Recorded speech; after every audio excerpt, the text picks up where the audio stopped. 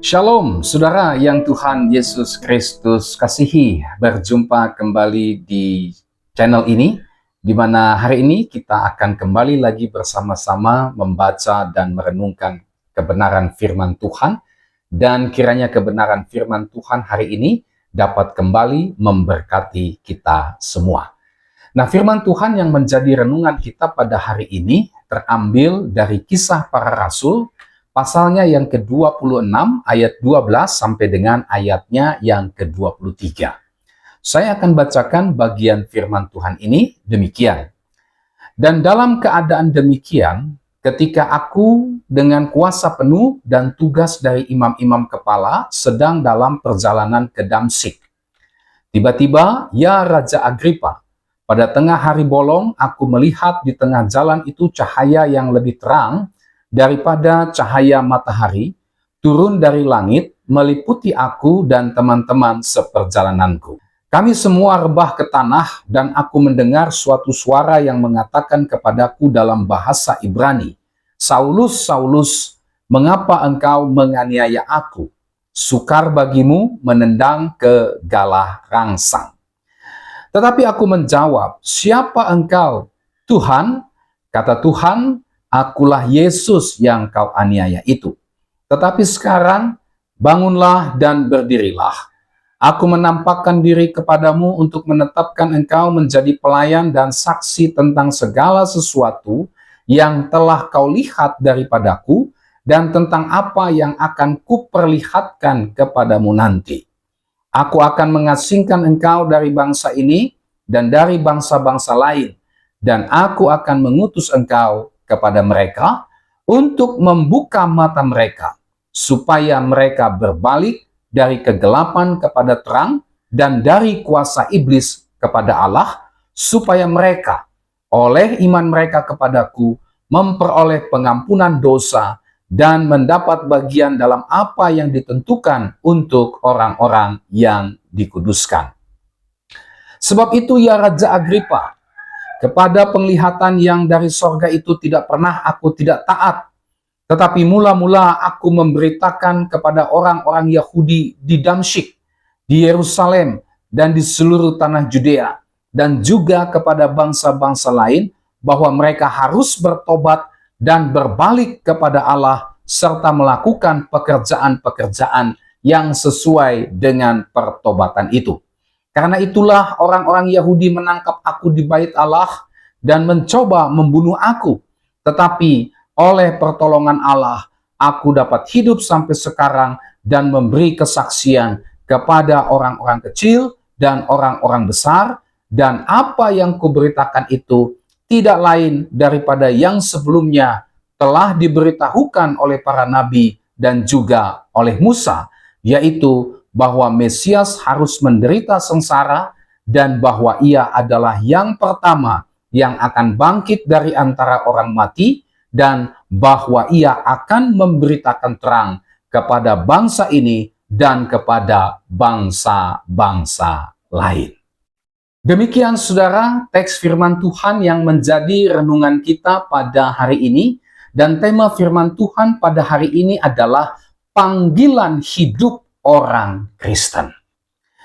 Nah, saudaraku yang Tuhan Yesus Kristus kasihi, bagian firman Tuhan pada hari ini menceritakan tentang kesaksian hidup Rasul Paulus di depan Raja Agripa. Tadi kita sudah membaca bersama bagaimana Paulus, dia menceritakan tentang panggilan hidupnya sebagai orang Kristen kepada Raja Agripa. Nah, dari kesaksian Paulus tentang panggilan hidupnya kepada Raja Agripa tersebut, saudara, kita bisa melihat seperti apa sesungguhnya panggilan hidup daripada orang Kristen itu. Nah, mari kita lihat seperti apa panggilan hidup orang Kristen yang kita bisa dasarkan dari bagian firman Tuhan ini. Yang pertama, saudara, panggilan hidup orang Kristen adalah panggilan untuk bertobat dan percaya kepada Yesus Kristus. Ayat 12 sampai dengan ayatnya yang ke-15. Nah, di dalam bagian firman Tuhan ini, kita bisa melihat seperti apa kehidupan Rasul Paulus sebelum dia bertobat dan percaya kepada Tuhan Yesus Kristus. Saudara, di dalam ayat 4 sampai dengan ayat yang kelima, kita bisa melihat dengan jelas bahwa Paulus adalah seorang yang sejak masa mudanya dikenal sebagai orang yang sangat radikal dalam agama Yahudi. Dia adalah seorang Farisi garis keras, ayat yang kelima. Dalam kelompok agama Yahudi, itulah kelompok atau aliran yang secara ketat terdidik di dalam mentaati dan melaksanakan hukum Taurat. Paulus, dia adalah seorang yang tidak bercacat dalam mentaati hukum Taurat. Kita bisa baca itu dalam Filipi pasal 3 ayatnya yang ke-6. Paulus, dia adalah seorang yang sejak masa mudanya sudah secara ketat diajar, dididik dalam ajaran agama, dan dia menjadi seorang yang paling taat dan yang paling radikal di dalam melaksanakan ajaran agamanya. Kita bisa juga lihat catatan tersebut dalam Filipi pasal 3 ayat 4 sampai dengan ayat yang ke-6.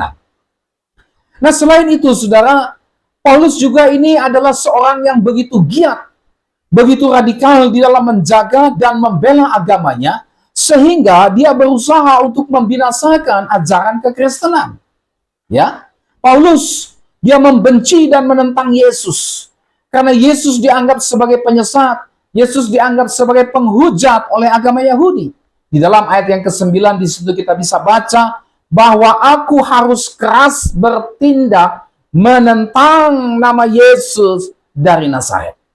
Di sini kita bisa melihat bahwa sebelum Paulus dia percaya kepada Yesus, sebelum dia mengenal Yesus, dia adalah seorang yang sangat keras menentang nama Yesus dari Nazaret. Paulus juga saudara dengan giat dan dengan penuh amarah, penuh dengan kebencian, dia berusaha untuk memenjarakan, berusaha untuk menganiaya, berusaha untuk menyiksa, bahkan dia setuju untuk menghukum mati para pengikut Yesus. Kita bisa lihat itu dalam ayat 10 sampai dengan ayat 11, dan kita juga bisa lihat catatan lainnya dalam Kisah Rasul pasal 8 ayat 1, kemudian ayat 3, dan Kisah Rasul pasal 22 ayat 4 sampai dengan ayatnya yang kelima. Jadi inilah kehidupan Paulus sebelum dia percaya dan mengenal Yesus. Dia adalah seorang yang membenci Yesus.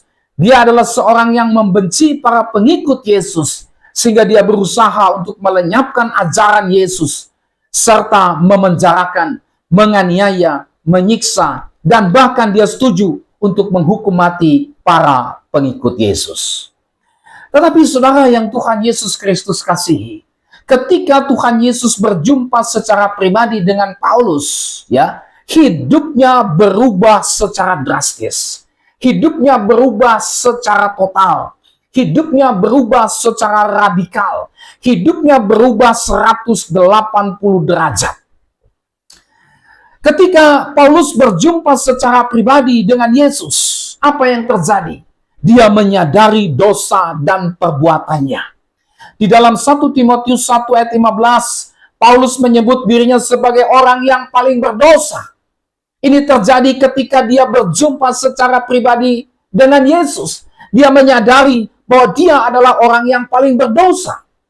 Kemudian dalam 1 Timotius 1 ayat 13, Paulus menyebut dirinya sebagai seorang penghujat, sebagai seorang penganiaya, dan seorang yang ganas, tetapi dia mendapatkan belas kasihan dan kemurahan Tuhan. Ini yang terjadi ketika Paulus berjumpa secara pribadi dengan Yesus. Ya, Paulus menyadari dosa-dosanya. Paulus bertobat dari dosa-dosanya. Paulus percaya kepada Tuhan Yesus Kristus dan dia menyerahkan, memberikan seluruh hidupnya bagi Kristus. Hidupnya diubahkan Tuhan Yesus secara radikal dari yang tadinya membenci Yesus, dari yang tadinya membenci kekristenan, menganiaya para pengikut Kristus, menghambat gereja Tuhan, sekarang menjadi orang yang mengasihi Yesus, mengasihi pekerjaan Yesus, mengasihi jemaat Tuhan Yesus, dan juga yang siap mati demi Yesus dan pekerjaan Yesus. Saudara yang Tuhan Yesus Kristus kasihi, di sini kita bisa melihat dengan sangat amat jelas bahwa panggilan hidup orang Kristen adalah panggilan untuk bertobat dan percaya kepada Yesus Kristus. Inilah panggilan daripada orang Kristen, panggilan orang yang beriman kepada Kristus. Itulah saudara dan saya dipanggil untuk bertobat dan percaya kepada Yesus Kristus. Panggilan untuk mengalami keselamatan di dalam Yesus Kristus. Panggilan untuk dilepaskan dari kuasa dan kutuk dosa. Panggilan untuk meninggalkan kehidupan dalam dosa, kehidupan dalam kegelapan. Panggilan untuk dilepaskan dari ikatan kuasa iblis. Panggilan untuk memperoleh hidup yang kekal. Panggilan untuk hidup dalam persekutuan dengan Tuhan. Panggilan untuk hidup dalam damai sejahtera dengan Allah. Dalam iman kepada Yesus Kristus. Inilah panggilan hidup orang Kristen. Inilah yang harus nampak, yang harus ada dalam kehidupan setiap kita yang mengaku bahwa aku percaya, aku beriman kepada Kristus. Ketika kita mengatakan bahwa saya percaya Yesus, bahwa saya beriman kepada Yesus, itu berarti bukan hanya sebuah kata-kata, bukan hanya sebuah pengakuan, tetapi lahir dari sebuah pengalaman yang hidup, di mana saudara dan saya telah mengalami perjumpaan secara pribadi dengan Kristus yang mengubah kehidupan saudara dan saya secara radikal. Ya, ini bicara tentang kehidupan Kristen.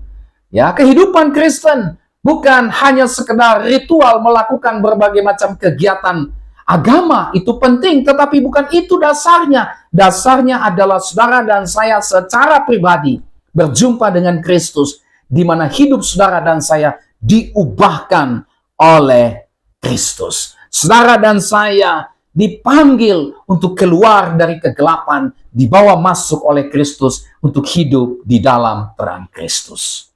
Nah, oleh sebab itu, saudara, firman Tuhan hari ini mengajak kita, mari setiap kita yang percaya kepada Kristus, maka kita pasti akan bertobat dari dosa-dosa kita dan percaya kepada Tuhan Yesus Kristus sepenuhnya. Mari kita berhenti berbuat dosa. Mari kita memohon pengampunan Yesus Kristus. Mari kita tinggalkan kehidupan dalam dosa dan datang kepada Kristus, memohon pengampunan dan pemulihan. Mari kita buang dan tinggalkan seluruh kehidupan dalam dosa dan keterlibatan dengan kuasa-kuasa kegelapan, dan kita datang kepada Yesus memohon pengampunan dan pemulihan, karena hanya Yesus Kristus sajalah yang bisa mengampuni dan menyucikan kita dari segala dosa-dosa kita, yang dapat melepaskan kita juga dari ikatan kuasa-kuasa kegelapan, dan yang juga dapat memulihkan kehidupan kita. Nah, inilah panggilan hidup orang Kristen. Apa itu? Mengalami perjumpaan secara pribadi dengan Yesus. Panggilan untuk bertobat dan percaya kepada Kristus. Panggilan untuk mengalami keselamatan kekal di dalam Kristus. Panggilan untuk menikmati karya keselamatan di dalam Kristus, di mana saudara dan saya tidak lagi hidup di dalam dosa. Saudara dan saya tidak lagi terikat dalam ikatan kuasa-kuasa kegelapan. Tapi saudara dan saya sekarang hidup dalam terang Kristus. Saudara dan saya sekarang hidup mengasihi Tuhan. Saudara dan saya sekarang hidup meninggalkan dosa, melawan dosa, berperang melawan dosa, tidak kompromi dengan dosa, melawan godaan iblis, mengusir dan menghancurkan setiap godaan iblis. Itulah kehidupan yang sudah mengalami panggilan, itulah mengalami perjumpaan secara pribadi dengan Kristus. Oleh sebab itu, saudara, hari ini mari kita pastikan hidup kita untuk bisa mengalami perjumpaan secara pribadi dengan Yesus. Mungkin Tuhan Yesus saat ini sedang melembutkan hati saudara untuk membawa saudara keluar dari kehidupan dalam dosa dan masuk ke dalam persekutuan dengan Dia. Oleh sebab itu, jangan keraskan hati kita. Mari kita tinggalkan kehidupan dalam dosa. Mari kita percaya kepada Yesus, bertobat dari dosa-dosa kita, memohon pengampunan kepada Kristus, dan saya percaya Alkitab berkata bahwa setiap orang yang mau percaya dan bertobat, Tuhan Yesus pasti akan memulihkan. Amin. Yang kedua, saudara, apa panggilan hidup orang Kristen? Itulah panggilan untuk menjadi pelayan dan saksi Kristus. Ayat 16 sampai dengan ayatnya yang ke-23. Saudara, di dalam bagian firman Tuhan ini kita bisa melihat Paulus tidak hanya diselamatkan dari kehidupannya yang jahat dan penuh dosa, tetapi juga Paulus ditetapkan dan diutus oleh Tuhan Yesus untuk menjadi pelayan dan saksi Kristus. Ayat 16 sampai dengan ayatnya yang ke-17. Paulus diutus oleh Tuhan Yesus kepada bangsanya. Diutus oleh Tuhan Yesus kepada bangsa-bangsa lain. Kepada semua orang. Baik itu orang-orang besar maupun orang-orang kecil. Untuk apa? Ayat yang ke-18 berkata, untuk membuka mata mereka, supaya mereka berbalik dari kegelapan kepada terang, dan dari kuasa iblis kepada Allah, supaya mereka oleh iman mereka kepadaku memperoleh pengampunan dosa dan mendapat bagian dalam apa yang ditentukan untuk orang-orang yang dikuduskan. Inilah saudara panggilan Tuhan bagi Paulus. Panggilan untuk menjadi pelayan dan saksi Kristus. Memberitakan kabar keselamatan, memberitakan kabar kelepasan dari dosa, dari kutuk dosa, dari ikatan kuasa-kuasa iblis, memberitakan kabar keselamatan, itulah damai sejahtera dengan Tuhan. Ya, Paulus saudara, dia mentaati panggilan Tuhan tersebut. Ayat 19 sampai dengan ayat 20. Meskipun dia harus mengalami tantangan, meskipun dia harus mengalami rintangan, ya, berupa aniaya, bahkan ancaman pembunuhan dalam ayatnya yang ke-21. Tetapi meskipun demikian, Allah tidak tinggal diam. Allah menolong Paulus, sehingga Paulus dia dapat terus bersaksi kepada semua orang tentang terang Kristus, terang keselamatan bagi orang berdosa di dalam nama Tuhan Yesus Kristus. Ayat 22 sampai dengan ayatnya yang ke-23. Nah, saudara, di sini kita bisa melihat dengan sangat amat jelas bahwa panggilan hidup orang Kristen tidak hanya panggilan untuk bertobat dan percaya kepada Yesus Kristus saja, tetapi juga panggilan untuk menjadi pelayan dan saksi Kristus yang diutus untuk memberitakan keselamatan kekal kepada semua orang, supaya mereka berbalik dari kegelapan kepada terang dan berbalik dari kuasa iblis kepada Allah, dan supaya mereka percaya, supaya mereka beriman kepada Tuhan Yesus Kristus, sehingga mereka mendapatkan pengampunan dosa dan hidup yang kekal. Inilah panggilan kita sebagai orang percaya, memberitakan keselamatan di dalam Kristus Yesus. Ya, kita dipanggil untuk memberitakan kabar keselamatan kepada orang berdosa, bukan hanya di dalam gereja, tapi ketika kita juga berada di luar gereja.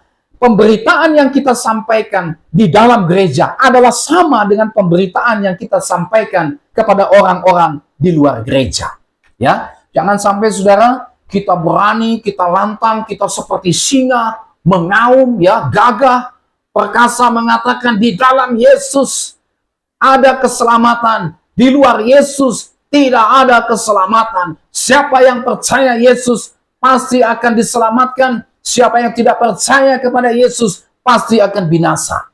Tetapi ketika berhadapan dengan orang-orang di luar gereja, kepada orang-orang yang masih hidup dalam kegelapan dosa, kepada orang-orang yang masih belum percaya Kristus, kita justru menyangkal bahwa keselamatan hanya ada di dalam Yesus. Kita justru pada akhirnya menyangkal dengan mengatakan bahwa ada keselamatan selain hanya di dalam Tuhan Yesus Kristus. Jika terjadi demikian, saudara, betapa mirisnya gereja yang seperti itu.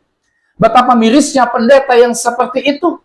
Betapa mirisnya kekristenan yang seperti itu. Kekristenan dipanggil untuk menjadi pelayan dan saksi Kristus. Seperti yang Yesus sampaikan kepada Paulus, pergi kamu kepada semua bangsa, kepada semua orang besar atau kecil, sampaikan berita keselamatan, supaya mata mereka terbuka, supaya mereka berbalik dari kegelapan kepada terang, dan dari kuasa iblis kepada Allah, supaya mereka oleh iman mereka kepadaku memperoleh pengampunan dosa dan mendapat bagian dalam apa yang ditentukan untuk orang-orang yang dikuduskan. Ayatnya yang ke-18.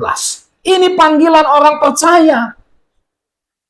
Ya, jadi setiap orang yang percaya kepada Yesus Kristus dipanggil untuk menjadi pelayan dan saksi Kristus, untuk mengabarkan dengan berani, tanpa kompromi, tanpa abu-abu, tanpa menjadi bunglon, untuk mengatakan bahwa keselamatan hanya ada di dalam Kristus. Orang berdosa bisa diselamatkan hanya di dalam Tuhan Yesus Kristus. Oleh sebab itu, saudara, sebagai orang yang sudah diselamatkan oleh Kristus, sebagai orang yang sudah mengalami karya keselamatan Kristus, yang sudah melepaskan kita dari kuasa dan kutuk dosa, dari ikatan kuasa setan-setan, dan yang dikaruniakan kepada kita hidup yang kekal, mari kita juga memahami panggilan kita. Itulah menjadi pelayan dan saksi Kristus, untuk memberitakan terang Kristus kepada semua suku bangsa. Ayat 17. Dan kepada semua orang, baik besar maupun kecil, tanpa pandang bulu. Beritakan Injil, baik di dalam gereja maupun di luar gereja. Injil yang kita sampaikan dalam gereja sama dengan Injil yang kita sampaikan di luar gereja. Apa itu? Sampaikan kebenaran firman Tuhan. Sampaikan terang Kristus. Supaya apa? Supaya membuka mata mereka. Ya, supaya mereka berbalik dari kegelapan kepada terang, dan dari kuasa iblis kepada Allah, supaya mereka oleh iman mereka kepada Kristus pada akhirnya memperoleh pengampunan dosa dan mendapat bagian dalam apa yang ditentukan untuk orang-orang yang dikuduskan. Inilah panggilan kita, bukan hanya kita dipanggil untuk mengalami karya keselamatan Kristus secara pribadi, tetapi juga kita dipanggil untuk menjadi pelayan dan saksi Kristus, memberitakan terang Kristus kepada semua suku bangsa dan kepada semua lapisan orang, baik itu besar maupun kecil. Oleh sebab itu, saudara, mari kita berdoa bagi keselamatan kekal mereka. Mari kita mulai dengan berdoa, Tuhan berikan aku petunjuk kemana aku harus memberitakan berita keselamatan kepada mereka yang masih hidup dalam kegelapan dosa. Mulai dengan doa. Mari kita juga dukung hamba-hamba Tuhan. Mendukung para misionaris yang kita tahu mereka pergi mentaati panggilan Tuhan untuk memberitakan terang Kristus kepada setiap orang yang belum percaya kepada Kristus. Mari kita terlibat, dukung hamba-hamba Tuhan, para misionaris yang pergi memberitakan terang Kristus kepada setiap orang yang masih hidup dalam kegelapan dosa. Melalui apa? Melalui doa kita. Melalui juga persembahan kita. Ya, mari kita dukung melalui persembahan kita. Betapa indahnya kita bisa mendukung pemberitaan Injil, supaya Injil bisa diberitakan, saudara. Supaya semua orang dapat mendengarkan kabar baik ini dan diselamatkan. Dukung melalui doa dan persembahan kita. Jangan kita pelit. Jangan kita hanya berani mengeluarkan biaya yang besar hanya untuk kesenangan-kesenangan, kepentingan-kepentingan diri kita sendiri. Tetapi untuk mendukung pekerjaan Tuhan kita pelit. Orang yang pelit mendukung pekerjaan Tuhan bukanlah orang Kristen yang sejati. Orang Kristen yang sudah merasakan kasih dan kemurahan Tuhan, dompetnya tidak akan pernah pelit. Uangnya tidak akan pernah pelit untuk diberikan kepada pekerjaan Tuhan. Bahkan dia akan mengorbankan semua keinginan-keinginan ambisi dagingnya. Dan dia bawa itu, uang itu bukan lagi untuk memuaskan keinginan-keinginan dagingnya, tetapi uang itu dipakai untuk mendukung pekerjaan Tuhan. Kenapa? Supaya orang yang hidup dalam kegelapan dilepaskan dari kegelapan, dari kuasa setan, dan diselamatkan oleh Yesus. Ya, jangan pelit. Berikan persembahan, dukungan melalui uang yang Tuhan karuniakan kepada saudara untuk mendukung pekerjaan Tuhan. Terlibat dalam pemberitaan Injil melalui doa dan persembahan kita. Selain itu, mari kita juga sendiri terlibat memberitakan terang Kristus. Kita sendiri terlibat. Ya, kita sendiri ambil bagian memberitakan terang Kristus. Mungkin kepada suami kita. Suami kita belum di dalam Tuhan.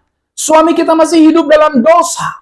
Suami kita masih bermain-main dengan dosa. Suami kita masih terlibat dengan praktek okultisme. Masih punya jimat-jimat. Masih sering pergi ke dukun. Masih percaya kepada kuasa-kuasa okultisme. Mari kita terlibat sebagai istri-istri, beritakan terang Kristus kepada suamimu yang belum di dalam Tuhan, yang masih hidup di dalam dosa.